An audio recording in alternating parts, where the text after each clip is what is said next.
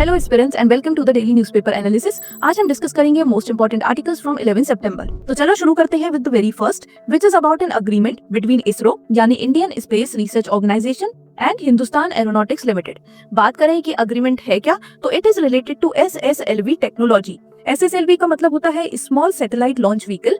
ये वो launch vehicle होते हैं जिनकी मदद से जो छोटी सैटेलाइट होती हैं उनको हम पहुंचाते हैं इन द स्पेस। अब यहाँ पर इससे रिलेटेड जो भी टेक्नोलॉजी है वो इसरो ट्रांसफर कर देगा टू हिंदुस्तान एरोनॉटिक्स लिमिटेड, ताकि इंडिपेंडेंटली ये इन्हें बना पाए and these can be used by both domestic as well as international consumer. क्योंकि बहुत सारी ऐसी कंपनीज होती हैं जो चाहती हैं कि वो अपनी सैटेलाइट स्पेस में पहुंचाए, लेकिन क्योंकि ये सैटेलाइट बहुत छोटी होती हैं, तो instead of using big launch vehicles, इनके लिए हम यूज कर सकते हैं स्मॉल सैटेलाइट लॉन्च व्हीकल। यहाँ पे जो कॉस्टिंग होती है वो भी कम हो जाती है, साथ में जो पूरा ही टाइम लगता है एंटायर प्रोसेस में, दैट इज ऑल्सो रिड्यूस्ड। ठीक है। ऑल्सो यहाँ पर आर्टिकल में मेंशन है कि ये जो पूरा ही टेक्नोलॉजी ट्रांसफर प्रोसेस होगा, it will be completed with in 24 months. और इसके साथ ही अगर कुछ भी एडिशनल ट्रेनिंग की रिक्वायरमेंट होगी तो that will also be provided by ISRO. Also this is the 100th transfer of technology agreement जो करवाया गया है by in space. In space क्या है, तो ये एक इंस्टीट्यूशन है जो काम करता है अंडर इसरो या इसरो के साथ, एंड यहाँ पर इसका जो पूरा ही पर्पस है दैट इज कि ज्यादा से ज्यादा कोलैबोरेशन हो बिटवीन प्राइवेट एंड इसरो।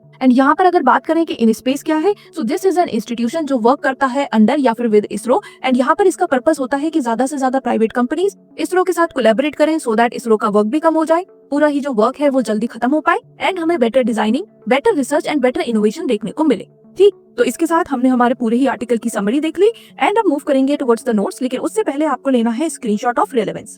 तो चलो अब मूव करते हैं towards the notes and detail में डिस्कस करते हैं अबाउट इसरो। सबसे पहले फुल फॉर्म है Indian space research organisation and ये है इंडिया का national space agency. It was founded in 1969। Headquarters है in Bengaluru which is in Karnataka and ये आता है under department of space. Talking about ISRO का फंक्शन क्या है, तो it develops and use space technology. India में हमारी जो भी स्पेस टेक्नोलॉजी है वो इसरो के थ्रू डेवलप की जाती है and then it is used for various purposes. For example satellites को लॉन्च करने के लिए, या फिर communication, navigation, weather service, defence, disaster management और एनी अदर रिलेटेड सर्विस। तो इन सब के लिए ही डिफेंस टेक्नोलॉजी को यूज करना और अलग से डिफेंस टेक्नोलॉजी को डेवलप करना, ये है इसरो का फंक्शन। अभी तक हमारे बहुत सारे इंपॉर्टेंट मिशन ऑलरेडी सक्सेसफुल हो चुके हैं। इसके साथ ही we have one more important mission coming in the future which is mission Gaganyaan. इस मिशन के अंडर हम इंडियन एस्ट्रोनॉट को भेजेंगे in the space and then we will bring them back safely on earth. तो ये होने वाला है इस पूरे ही मिशन का ऑब्जेक्टिव। टॉकिंग अबाउट इसरो से रिलेटेड इंस्टीट्यूशन, तो इसमें we have in space, full form है Indian national space promotion and authorization centre. ये इंस्टीट्यूशन रेगुलेट करता है एंड साथ में प्रमोट करता है प्राइवेट सेक्टर का participation and collaboration with ISRO. Next है न्यू स्पेस इंडिया लिमिटेड। तो ये इसरो की एक कमर्शियल आर्म है एंड इसका बहुत इंपॉर्टेंट रोल होता है in space launches as it handles the entire process. ठीक है, आगे चलें। अगर हम डिस्कस करें इसरो की सिग्निफिकेंस क्या है, इसरो का इंपॉर्टेंस क्या है, तो सबसे पहले जो इंडिया की पोजीशन है globally in terms of space technology, तो इसको स्ट्रेंथन करना, इसको और ज्यादा ग्रो करना, इस पूरे ही प्रोसेस में ISRO is the main agency. ठीक है, इसके साथ ही ताकि हम दूसरे फॉरेन नेशन पे ज्यादा डिपेंड ना रहे, तो सारी ही टेक्नोलॉजी इसरो कोशिश करता है कि इंडिया में डेवलप कर पाए। इससे वी बिकम सेल्फ रिलायंट, आत्मनिर्भर भारत वाला हमारा गोल सक्सेसफुल होगा एंड दूसरे नेशन पे हमारी डिपेंडेंस कम हो जाएगी। मूविंग फॉरवर्ड, बहुत अलग अलग एप्लीकेशन भी है जहां पर हमें स्पेस रिलेटेड टेक्नोलॉजी का यूज देखने को मिलता है, जैसे कि we have weather forecasting, agriculture में यूज है, डिजास्टर मैनेजमेंट में यूज है। तो ये सारी जो एप्लीकेशंस है डायरेक्टली या इनडायरेक्टली रिलेटेड है to space technology only. And finally, अगर इंडिया अपनी सैटेलाइट खुद लॉन्च करेगा तो the costing will also be low, तो एक तरह से ये हमारे नेशन के लिए ही बेनिफिशियल है। ठीक, तो अब हमने इसरो के बारे में डिस्कस कर लिया, अब हम थोड़ी सी इन्फॉर्मेशन लेंगे अबाउट इन स्पेस। सबसे पहले फुल फॉर्म हमने ऑलरेडी डिस्कस कर ही ली है एंड इस पर्टिकुलर एजेंसी को एस्टैब्लिश किया गया था इन 2020 बाय गवर्नमेंट ऑफ इंडिया। इसके हेडक्वार्टर है अहमदाबाद, गुजरात में एंड यहाँ पर इसका जो पर्पस है that is completely related to private institution. इसको प्रमोट करना है प्राइवेट सेक्टर का पार्टिसिपेशन एंड उनको रेगुलेट करने का काम भी इन स्पेस ही करता है। ठीक, तो हम एक तरह से ये भी कह सकते हैं कि जो गैप है between ISRO and private institution या स्टार्टअप, उस गैप को ब्रिज करने का काम इन स्पेस करेगा। वहां पर जो भी कोऑर्डिनेशन बिठाना है, जो भी रेगुलेशन है, वो सारा कुछ इन स्पेस ही डिसाइड करेगा। चलो आगे चलें। नेक्स्ट टॉकिंग अबाउट सिग्निफिकेंस, तो सबसे पहले प्राइवेटाइजेशन को पुश मिलेगा, ज्यादा हमें कोलैबोरेशन देखने को मिलेगा, ज्यादा प्राइवेट इंस्टीट्यूशन हमें देखने को मिलेंगी इन द स्पेस सेक्टर। दूसरा, इनोवेशन बूस्ट होगा, क्योंकि जहां पर भी हमें कोलैबोरेशन देखने को मिलता है तो वहां पर ज्यादा research, better technology and better innovation होते हैं। नेक्स्ट, ग्लोबल कॉम्पिटिटिवनेस, क्योंकि जो चीजें ग्लोबली अवेलेबल है वो इंडिया में भी अवेलेबल होंगी, लो कॉस्ट पर अवेलेबल होंगी, तो और ज्यादा हमें कंज्यूमर मिलेंगे from around the globe. And lastly, job creation होगा एंड ज्यादा इन्वेस्टमेंट भी होगा। तो हम कह सकते हैं कि ये जो इन स्पेस है ये हमारा एक ऐसा इंस्टीट्यूशन है जिसका पर्पस है प्राइवेट कंपनीज को भी इंक्लूड करना इन स्पेस टेक्नोलॉजी डेवलपमेंट, ताकि इंडिया सेल्फ रिलायंट बने एंड हमारा जो कॉस्ट है वो भी कम रहे। ठीक, नाउ मूविंग फॉरवर्ड, अब जल्दी से एक बार हम डिस्कस करेंगे SSLV यानी स्मॉल सैटेलाइट लॉन्च व्हीकल। तो these are developed by ISRO and इनसे रिलेटेड ही टेक्नोलॉजी इसरो ट्रांसफर करेगा to Hindustan aeronautics Limited. These are designed to provide low cost, इनके थ्रू जो हमारा लॉन्च होता है वो कम कॉस्ट में हो पाता है। फीचर क्या है, तो सबसे पहले जो इनका पेलोड होता है यानी the weight they can carry that is around 500 kgs। Also ये 3 सॉलिड स्टेजेस में देखने को मिलती है जैसा आप यहाँ देख सकते हो, एंड यहाँ पर इनको असेंबल करना है is also very very easy. With in 74 hours आप एक SSLV को आराम से असेंबल कर पाओगे। जो लॉन्चिंग कॉस्ट है that is also low, and यहाँ पर अगर एक बड़ा लॉन्च पैड अवेलेबल नहीं है तो छोटा लॉन्च पैड यूज करके भी हम ये लॉन्च कर सकते हैं। तो ये सारे हो गए हमारे एडवांटेजेस या फिर की फीचर्स। एंड अभी इसकी इंपॉर्टेंस क्या है, तो अराउंड द ग्लोब नए नए स्टार्टअप्स देखने को मिल रहे हैं, नए नए इनोवेशन देखने को मिल रहे हैं, एंड ऐसे में बहुत सारे लोग सैटेलाइट स्पेस में पहुंचाना चाहते हैं, बट जो पूरा ही प्रोसेस होता है वो बहुत ज्यादा कॉस्टली होता है। तो ऐसे में अगर हमारे स्मॉल सैटेलाइट लॉन्च व्हीकल बन जाते हैं तो हम इन्हें इजीली लॉन्च कर पाएंगे, कॉस्ट भी कम पड़ेगा, साथ में जो डिपेंडेंस है on the foreign launch vehicle वो भी हमारी खत्म हो जाएगी। ठीक है, तो इसके साथ हमारा फर्स्ट आर्टिकल खत्म हो गया। आर्टिकल के बाद आपको मिलेंगे previous year question from same या फिर similar topic. Also if you want to get the daily newspaper analysis notes PDF, तो उसके लिए आप हमारा पेड ग्रुप ज्वाइन कर सकते हो। ज्वाइनिंग फीस है only 599 for life time subscription. Join कैसे करना है, तो इस व्हाट्सएप नंबर पर आपको DM करना है न्यूज PDF और आगे की डिटेल्स आपको यहाँ पर मिल जाएंगी। तो चलो नोट्स की बात कर ली, अब हम मूव करेंगे टुवर्ड्स द नेक्स्ट आर्टिकल, और ये आर्टिकल रिलेटेड है टू नेपाल। रिसेंटली नेपाल में कितने ज्यादा प्रोटेस्ट हो रहे हैं वो हर जगह न्यूज पर आपको देखने को मिल ही रहा है, और इस प्रोटेस्ट को नाम दिया गया है gen Z protest. Also it is believed कि ये लोग प्रोटेस्ट इसलिए कर रहे हैं क्योंकि नेपाल में सोशल मीडिया को बैन कर दिया, but this is not the right reason.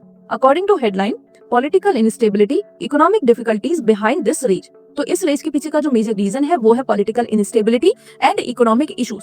Political instability कैसे, तो देखो यहाँ पर आपको एक टेबल प्रोवाइड की गई है जिसमें there is data from 1990 to 2021, and इस पीरियड में अगर हम देखें तो नेपाल ही एक ऐसा कंट्री है जिसमें सबसे ज्यादा बार जो गवर्नमेंट है या फिर हम कह सकते हैं कि जो पर्सन इन पावर है वो चेंज हुआ है 25 times in a period of 31 years. तो इतनी जल्दी इतनी बार चेंज हुए हैं कि अभी तक एक भी ऐसे प्राइम मिनिस्टर यहाँ पर नहीं रहे हैं जिन्होंने अपना टेन्योर पूरा किया हो। तो ये यहाँ से हमें दिखाता है कि यहाँ पर जो गवर्नमेंट है वो बहुत ज्यादा अनस्टेबल है शुरू से ही।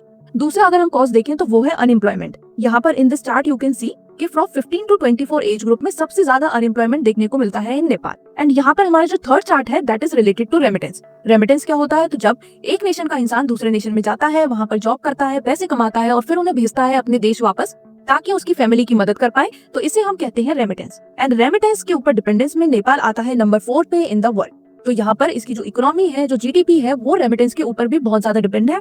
रेमिटेंस भी एक बहुत बड़ा यहाँ पर शेयर है। तो दीज आर द कॉजेस या फिर द रीजन जिसकी वजह से ये रेंज हमें देखने को मिला है।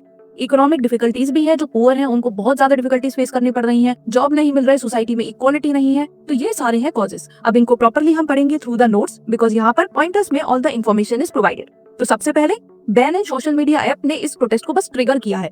जो मेन रीजन है उसमें there is corruption, government stable नहीं है, इकोनॉमिक स्टेबिलिटी नहीं है, इकोनॉमिक डिफरेंसेस बहुत ज्यादा है, अनएम्प्लॉयमेंट है, ये सारे हैं यहाँ पर मेजर रीजन।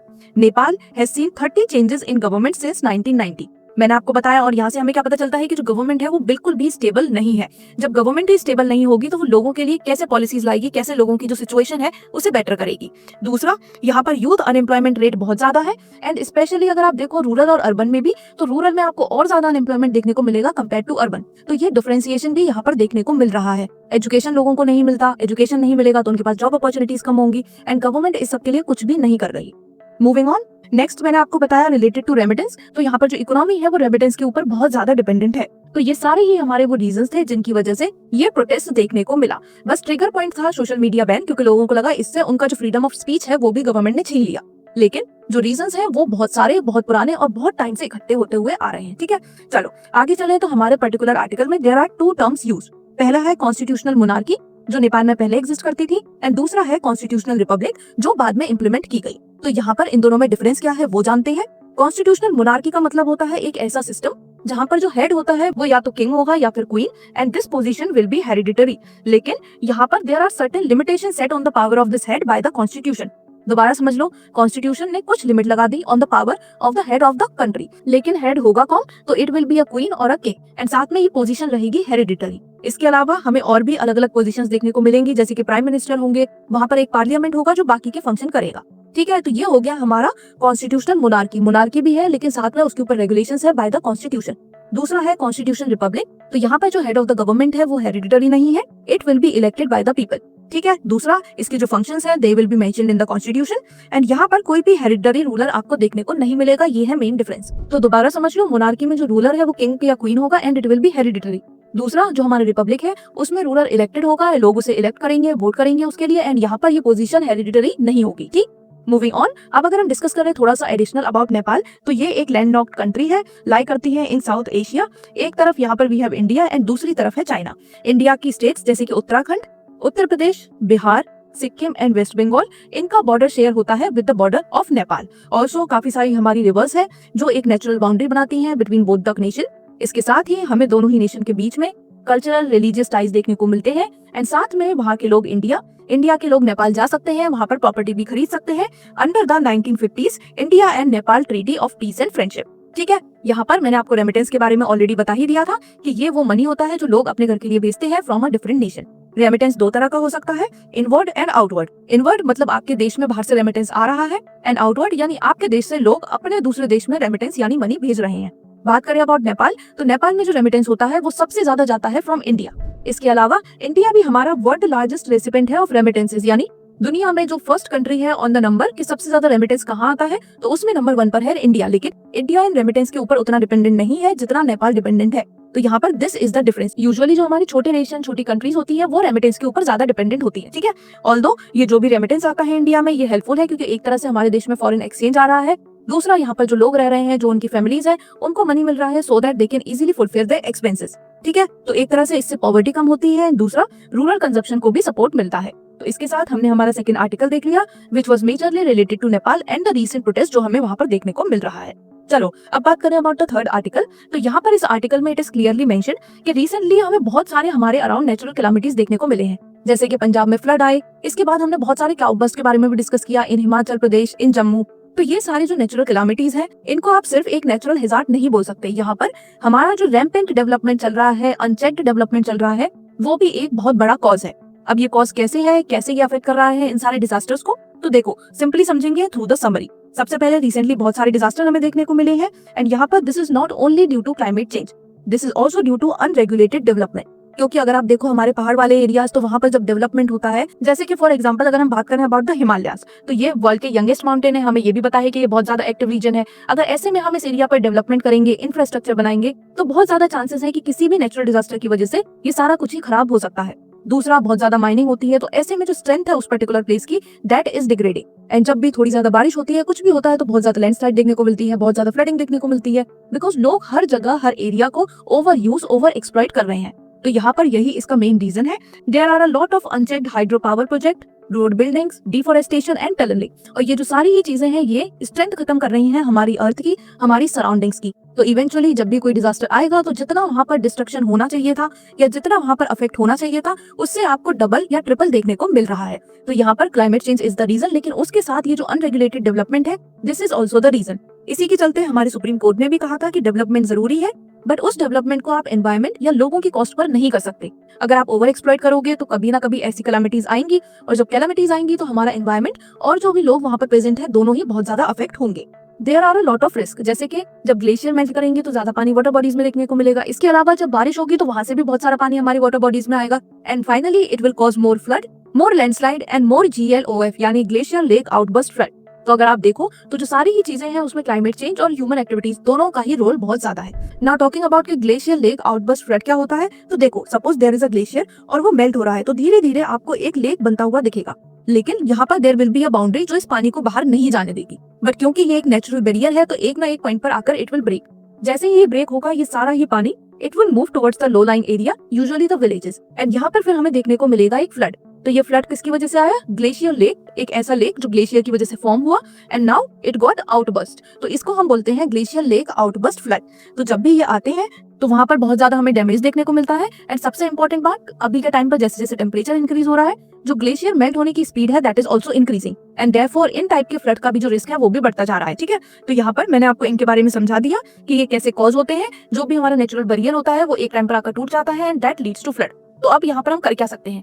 सबसे पहले गवर्नमेंट जो भी डेवलपमेंट करती है उससे पहले जो असेसमेंट होता है, जो एनालिसिस होता है, दैट शुड बी 100% ऑनेस्ट। उस असेसमेंट में प्रॉपरली ऑनेस्टी के साथ ये रिपोर्ट जरूर जानी चाहिए कि इसका एनवायरमेंट पे क्या असर होगा एंड साथ में लोगों के ऊपर। दूसरा, जो भी हमारे ऐसे एरियाज हैं जो बहुत ही ज्यादा वल्नरेबल हैं, बहुत ही ज्यादा वीक है या फिर एक्टिव जोन में लाई करते हैं, वहां पर हमें ऐसे प्रोजेक्ट कम करने चाहिए, बिकॉज जब भी कोई कैलामिटी आएगी तो वहां पर जो भी डैमेज होगा वो मल्टीपल टाइम्स देखने को मिलेगा because of these increased activities. ठीक है, तो ये हो गया हमारा article number 3। Now moving to the next article. तो ये हमने लिया है फ्रॉम इंडियन एक्सप्रेस एंड यहाँ पर बात हो रही है that Himachal is declared fully literate. अब फुल्ली लिटरेट का मतलब क्या हुआ? तो नाम से लगेगा कि हिमाचल प्रदेश में जितने भी लोग हैं वो सब कुछ प्रॉपर पढ़ना लिखना जानते हैं, but this is not the right definition. हमारी डेफिनेशन जो गवर्नमेंट की तरफ से दी गई है वो एक अलग है एंड वो डेफिनेशन क्या है, साथ में हिमाचल प्रदेश के अलावा कौन से हमारे अलग अलग स्टेट्स हैं विच आर फुली लिटरेट, तो ये सब कुछ ही पढ़ते हैं directly through the summary notes. तो देखो, Himachal Pradesh has been declared fully literate state and this is on number 5 in the list. इससे पहले we have Goa, Ladakh, Mizoram and Tripura. Himachal Pradesh की लिटरेसी रेट की बात करें तो नाउ इट इज 99.3% एंड बाकी जो हमारे दूसरे प्लेसेस हैं उनकी लिटरेसी रेट भी यहाँ पर मेंशन्ड है।